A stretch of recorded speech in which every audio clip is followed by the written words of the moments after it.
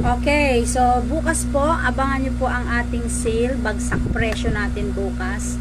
May 30 at 31 po ang bagsak presyo po ng ating kids dress. So, ilalive ko po yan ng mga gabi na po. Mga gabi na.